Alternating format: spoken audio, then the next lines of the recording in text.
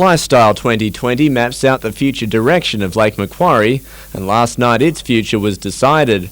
Council adopted the document after lengthy debate. I think what it does, it gives Council some positive direction of where the community and Council believe the city should go over the next 20 years. There were some changes, the main one putting a stop to residential development on BHP-owned land between Belmont and Redhead, something welcomed by the Lake Macquarie Coastal and Wetlands Alliance. I think that the community will be so pleased to know that that area will not become a suburb and will be used for education and ecotourism, recreation and cultural values. Meanwhile, Sandora Creek residents are less than impressed with the state of their sewerage system. For the last 3 years it's overflowed after heavy rain, and it's not just the smell which has them turning up their noses. Unhealthy for the kids and all of us for a start, and everyone else around the area. Hunter Water says it's had consultants examine the system and it'll soon be fixing any trouble spots. Colin Baldwin, NBN News.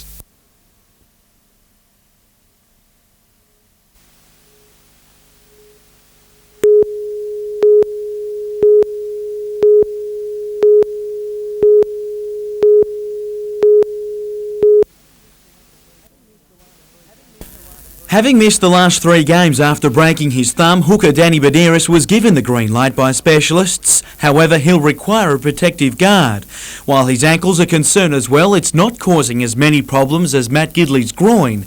After being forced out late for the last 2 weeks, he feels he'll be right for the Roosters. It's as good as it's felt now since I've had it since I toured against Brisbane. So and I trained well yesterday morning without any pain, and Martin tells me it's feeling good this morning. So things are looking good for Monday night. Gidley's injury, coupled with Adam McDougall, Darren Albert and Matthew Johns, has disrupted preparation in recent weeks. Whilst it's been frustrating, the younger blokes have had a bit of a sniff of the first grade, and once we get our main boys back, the team's going to benefit. McDougall is still the player of most concern, while Matthew Johns won't know until later in the week how his ankle has responded to treatment. Tamana Tahu is on the wing. Ben Kennedy isn't 100% but should play. Utility Sean Rudder has dropped out of the side altogether as Badeiros comes back, but wouldn't have played the top grade anyway given injury clouds over himself and other backline players. If we just go wholly and solely with 4 forwards, I think we might be going about it the wrong way this weekend. Meanwhile, Ryan says he has no problem with Paul Harrigan despite the coach telling the Chief to leave the Knights dressing room during half-time of Friday night's match. Not really, no. As a matter of fact, I could tell you some stories about things I've done in the past. That's very minor.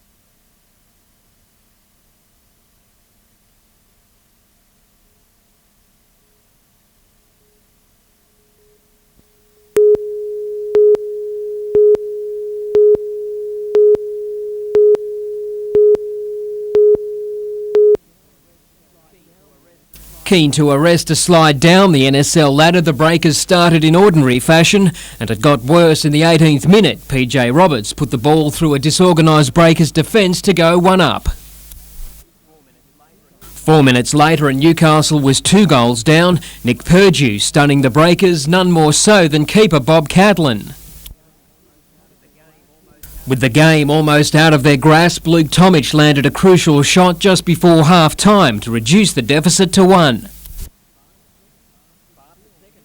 But the second half was to be all Newcastle's. Canberra's defence failed to keep tabs on pocket rocket John Bonavolia, the smallest man on the field, using his head to lock up the game 2-2.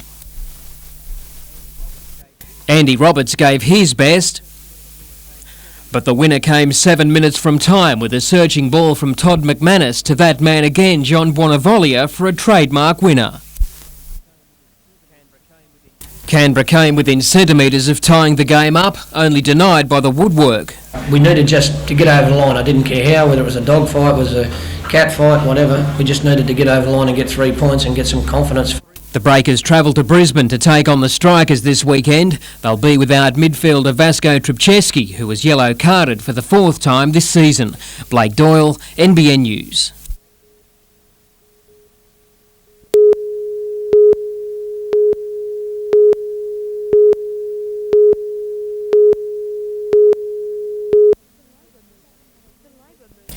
The Labor movement had a win with $11.2 million in workers' entitlements paid to sacked textiles workers last week. But new industrial relations laws changing economic conditions have made the future uncertain for many blue-collar workers. We should not be cutting our tariffs quicker and deeper than any other advanced industrialised nation in the world. The Australian Metal Workers Union is mounting a campaign to change the nation's outlook. This meeting in Mayfield just one of many being staged to build momentum. A major march on Canberra is planned to drive home the slogan, "Make it here or jobs disappear." Doug Cameron from the AMWU says there's no point opening up Australian markets at the expense of our own industries, especially when overseas workers are denied basic rights to make cheap products. And we're told we have to compete with that. Well, I think the community will support the trade union movement in saying enough is enough. Get the politicians to focus on creating decent jobs. Tanya Carlisle, NBN News.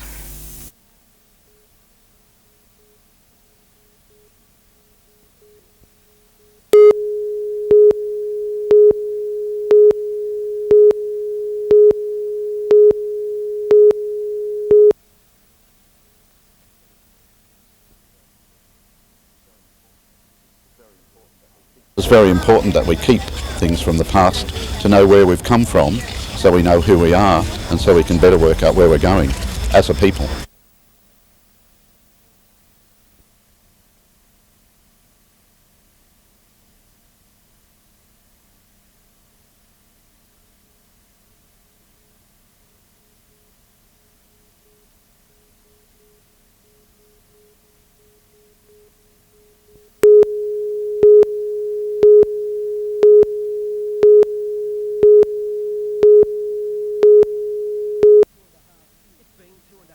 It's been 2.5 years since international women's soccer was played in Newcastle, but in early June there's a feast in store. Details of the Pacific Cup were announced in Newcastle today. In early June, the world's best, including World Cup finalists China and the United States, will contest the tournament's final series at Breakers Stadium. Not only will the tournament help in Olympic squad selection, it'll be a good yardstick for our Olympic hopes. 2 months out from the Olympics, with a tournament of 8 nations, which includes the likes of China, USA, will be our absolute best guide to how we're going to go a couple of months later in September. Northern New South Wales boasts a third of the current Matildas squad, including Captain Alison Foreman and Vice-Captain Cheryl Salisbury. Both are looking forward to playing on home soil. It's always great to represent your country, but I think, a bonus would be playing in front of your home crowd, your friends and your family there. Meanwhile, Newcastle could also host games of the Women's World Cup in 2003. Australia is the only country left bidding for the tournament, and the Australian Women's Soccer Organisation wants games to be played outside the capital cities. An announcement on the World Cup is expected in a month.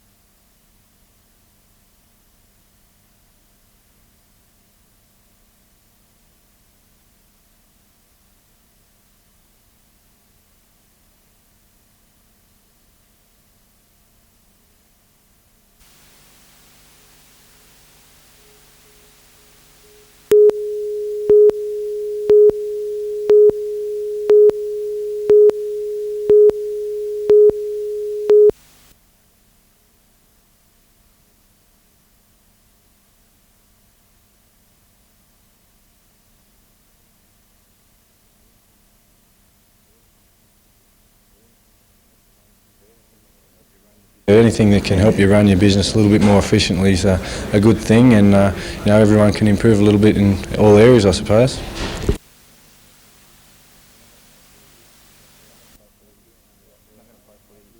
You're not going to play footy out there in that competition without making 100% effort. So, mate, I'll be right, a rider's own.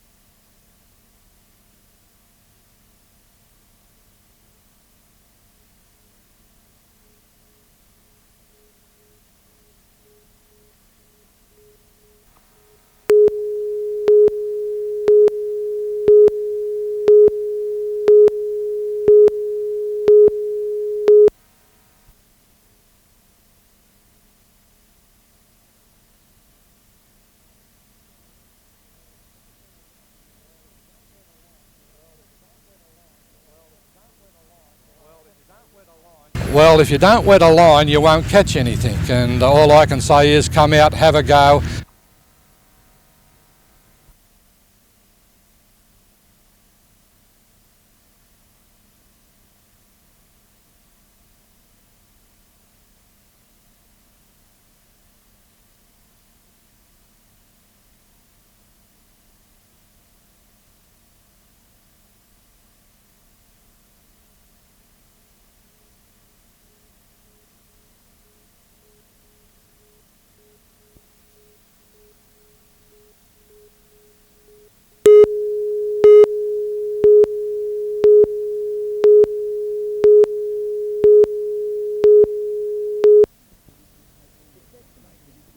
It's estimated it would take almost 120 blood donations a day to sustain the Central Coast's need for healthy blood. And the one mobile unit operated by Gosford Hospital just can't bring in enough. We try and remind people regularly that we need them on a regular, constant basis, and in this busy day and age it's easy for people to get distracted and forget about the blood bank. But residents didn't forget today, with more than 30 people rolling up their sleeves for a free lunch. While the thought of giving blood scares many people away, experts stress the process is painless and saves lives. The injection's a little bit scary, but no, it doesn't worry me at all, no. But stocks are low and staff need a regular flow of people to top them up. People will often say, look, no, I don't think I could do that, but it's extremely pain-free, local anaesthetics available, and people often comment, oh, look, is that all there is to it? I thought it would be much worse than that. The blood bank opens on the first Saturday of each month until 11:30. Adam Harper, NBN News.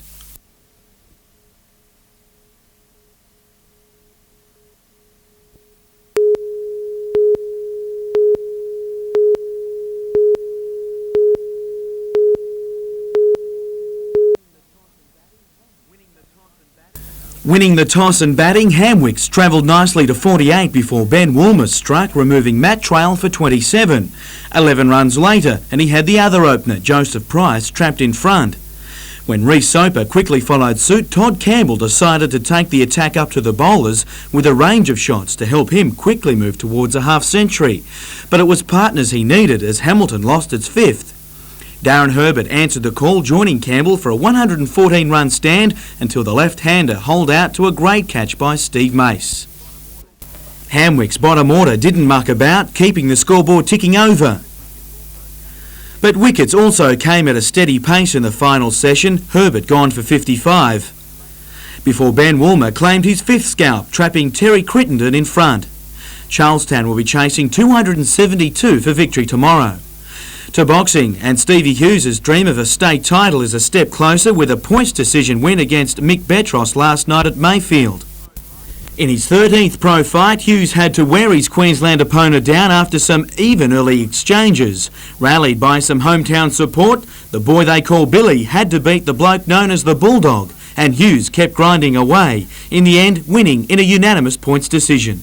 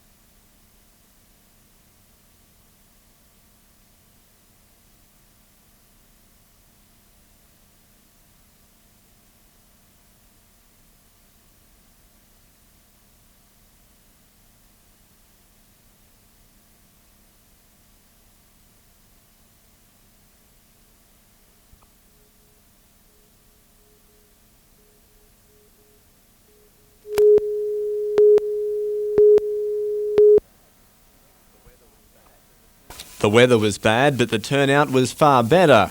Yellfest saw the Bennett's Green PCYC packed from the very beginning.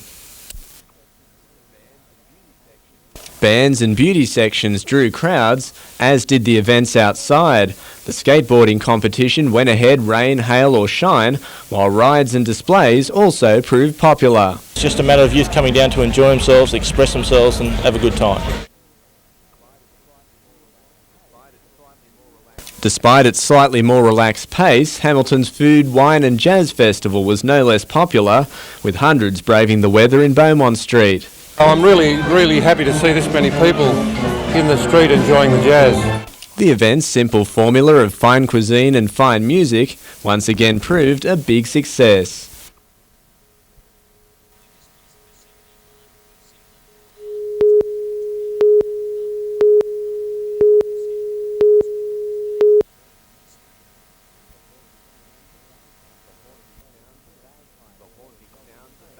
The haunting sounds of bagpipes set a solemn tone for the memorial ceremony.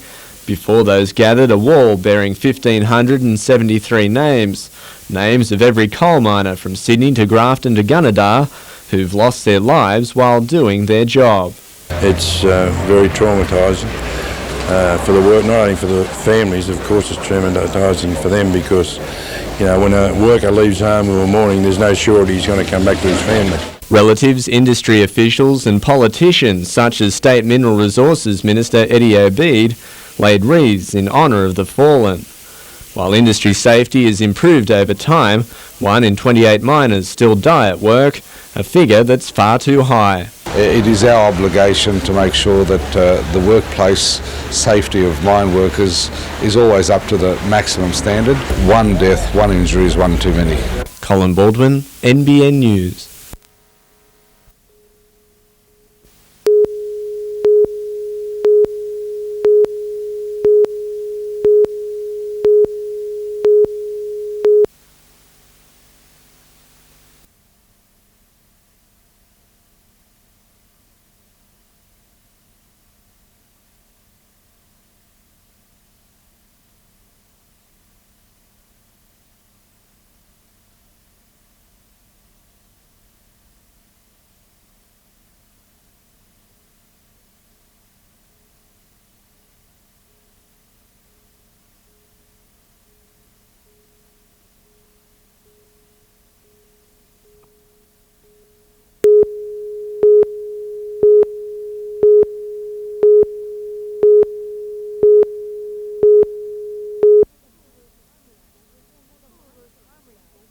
Bullaroo Primary School resembled a minefield today, complete with army officers using high-tech military equipment.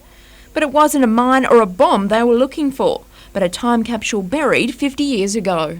This is our first time capsule job, so usually we sort of do battle area clearance, which is getting rid of bombs or mortars or that sort of thing, or shrapnel from a battlefield. The school celebrates its centenary on the 10th of June, and it's hoped the capsule buried at the school's 50th anniversary can be found in time. All the Army had to go on was an old photo of the 1950s celebration. But what exactly is to be found in the capsule once it's located? It's a $64 question, actually. I'm hoping there will be some artefacts in terms of children's books and photos, maybe a newspaper. Lots of people remember it, but they don't remember the contents of it. But finding the capsule wasn't as easy as first anticipated. After several hours of hard work, nothing but false leads. We've got a council grader on standby, so we might use a backhoe later on if we can't find it, but hopefully we'll get close. The dig continues tomorrow. Tanya Carlisle, NBN News.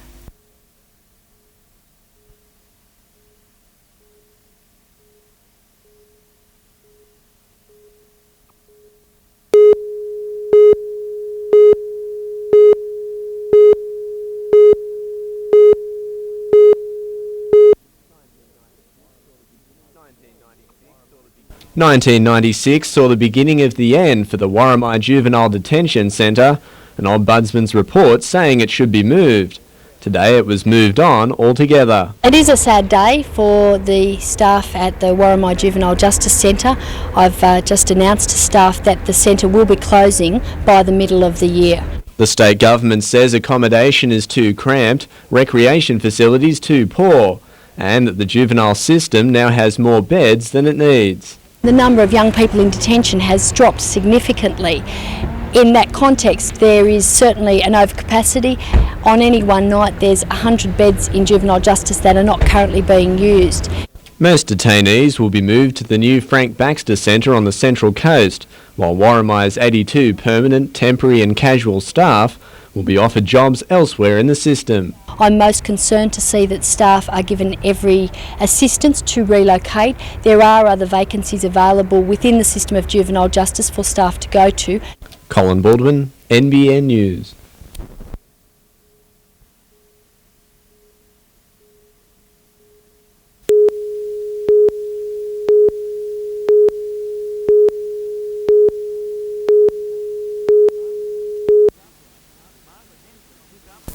Margaret Hemsley took up riding only when injury stopped her run at triathlons. It's been a good transition. She was named in the Australian road cycle team today. Just 3 of the 10-person squad will actually reach Sydney 2000. They'll be named in June. Angie Charlton is keeping up the family name. She heads to New Zealand this weekend to represent Australia in the Trans-Tasman Test Series against New Zealand before competing in the Oceania Championship. And Edgeworth remains the only team in the NBN Soccer League to have won all their games after round 4 was completed at the weekend. Adamstown gained some revenge in their match, beating Premiers Hamilton in a grand final replay to also chalk up their first win for season 2000.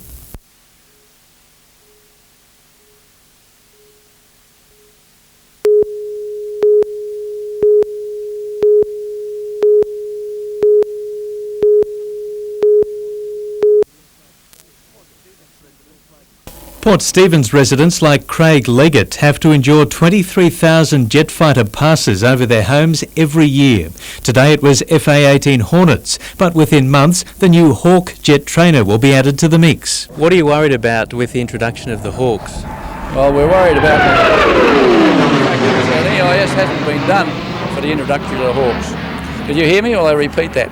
Locals believe the Hawks will be twice as loud as the Mackies they're replacing. They remain sceptical after being told in 1983 that the Hornets would be quieter than the Mirages they replaced. And once it was introduced, we found that it was 3 times worse than the Mirage in all aspects, in all profiles, in all activities. So that when they say that now about the Hawk, we're not very confident that they're telling us the truth. Port Stephens Mayor Steve Bustede is calling on the Defence Department to prepare an environmental impact statement on the impact of the Hawks on the local community. 20 years ago when the F-18 was introduced, the environmental requirements and expectations of the community weren't anywhere near they are today. Today people have very high expectations, and I think it's only reasonable and moral for the Department of Defence to liaise with the local community about what it's about to do. The first of the 21 Hawk trainers being constructed at Williamtown is due to be completed within weeks. Paul Lobb, NBN News.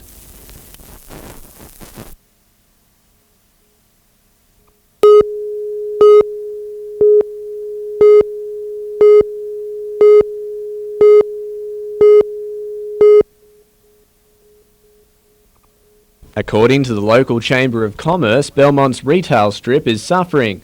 Businesses are closing, jobs are being lost. It believes the answer is a main street program, which involves local commercial landowners paying a special rates levy, which then goes towards promoting and improving the area. For that to happen, Lake Macquarie Council says it needs permission from local government minister Harry Woods.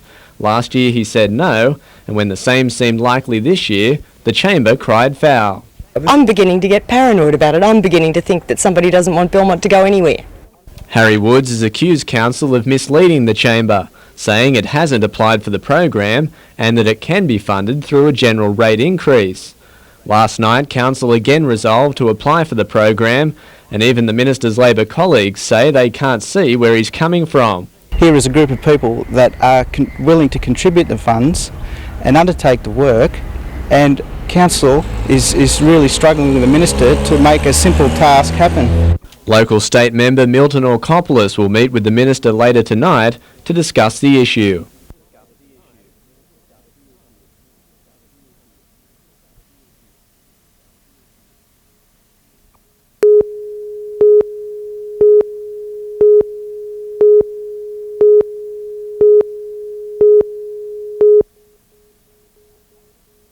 Atlantis, the Holy Grail and Bullaroo Primary School's time capsule. Today, members of the Army's Explosive Ordnance Disposal Section delved into the dirt for a second day in search of the 50-year-old education relic.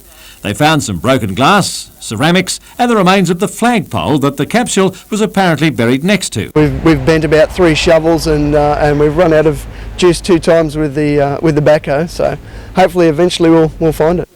The dig was later abandoned and the old flagpole will now become the centrepiece of the school's 100th anniversary in June instead of that elusive capsule.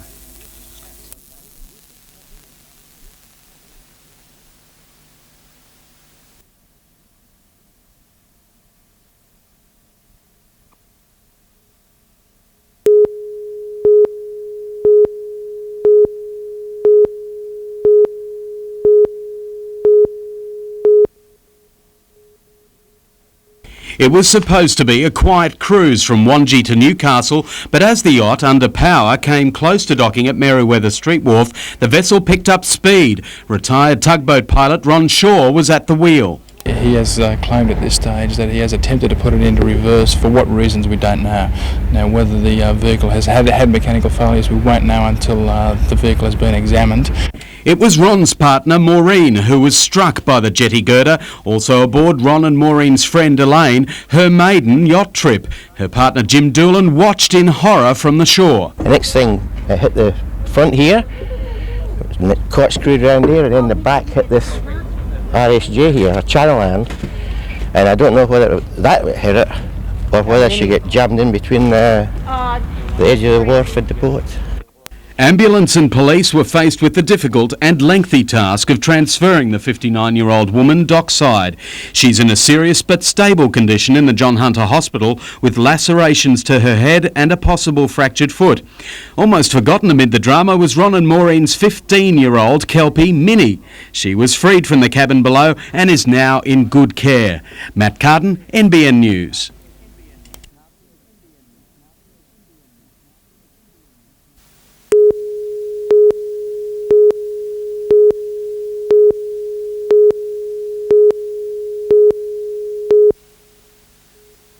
And you can't call Greg Billingham.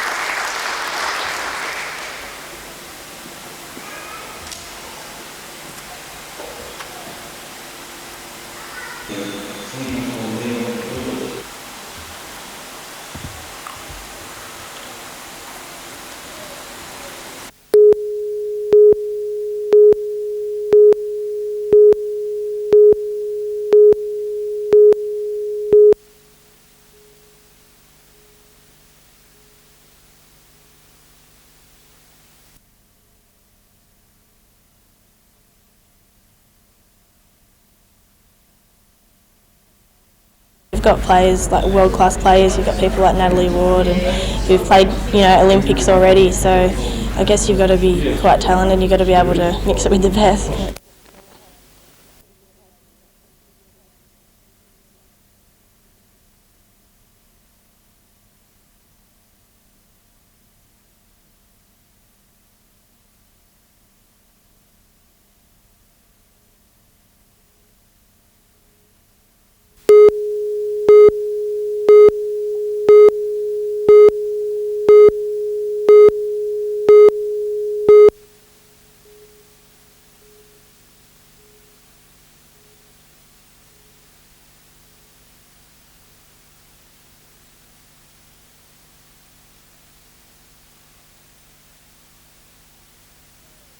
To show young people that they are valued and recognised in the community, that they do have a place here and that people are glad that they're here.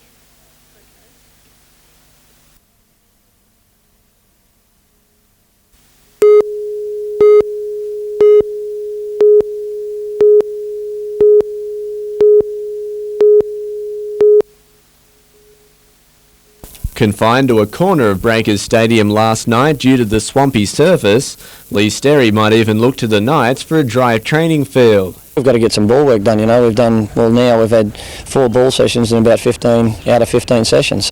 While sharing a ground with the Knights is a possibility, the Breakers are far from sharing their injury woes. Lee Sterry has plenty of selection options.